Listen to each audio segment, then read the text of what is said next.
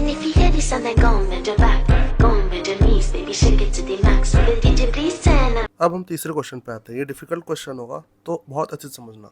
Question number 3 है, customer who visited but did not make any transactions.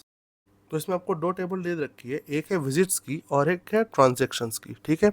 और ये बोल रहा है कि लिखो उसका काउंट जो विजिट किया है लेकिन उसने कोई ट्रांजैक्शन नहीं किया, मतलब बिना खरीदे चला गया है, ठीक है। आउटपुट का ऑर्डर कुछ भी हो सकता है, ये उसने पहले ही बोल रखा है। तो आउटपुट में आप देख रहे होगे कस्टमर आईडी 54, 30 एंड 96 जिसका काउंट ट्रांजेक्शन 211 है। इसका मतलब है 54 है कि वो उसने 2 बार गया है लेकिन कोई ट्रांजेक्शन नहीं किया। 30 नंबर का जो आईडी कस्टमर है वो एक बार गया है लेकिन उसका कोई ट्रांजेक्शन नहीं था, और 96 कस्टमर आईडी का बंदा भी एक बार गया है जिसका कोई ट्रांजेक्शन नहीं था। समझ पा रहे हो?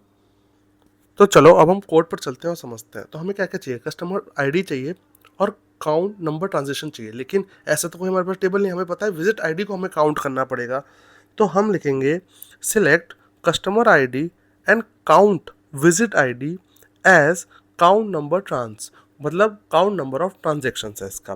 कहाँ से करेंगे? फ्रॉम विजिट से करेंगे, ठीक है।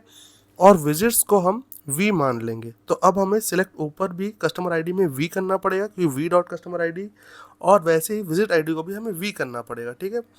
तो अब ये दोनों करने के बाद हम करेंगे लेफ्ट ज्वाइन ट्रांजेक्शन से। ट्रांजेक्शन्स को हम नाम देंगे टी, ठीक है, और दोनों को हम ज्वाइन करेंगे।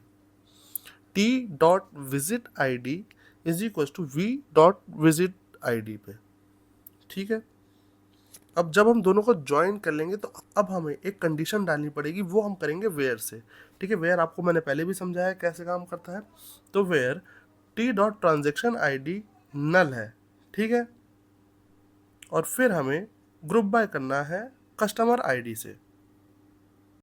तो जैसा कि ट्रांजैक्शन आईडी नल है का मतलब कोई ट्रांजैक्शन नहीं हुआ है, तो सिर्फ वो वही डेटा उठाएगा कि जिसमें ट्रांजैक्शन आईडी 0 होगा, ठीक है। और फिर हम ग्रुप बाय से कस्टमर आईडी से करके रन कर रहे हैं। तो जैसा कि देख पा रहे हो कोड रन हो चुका है।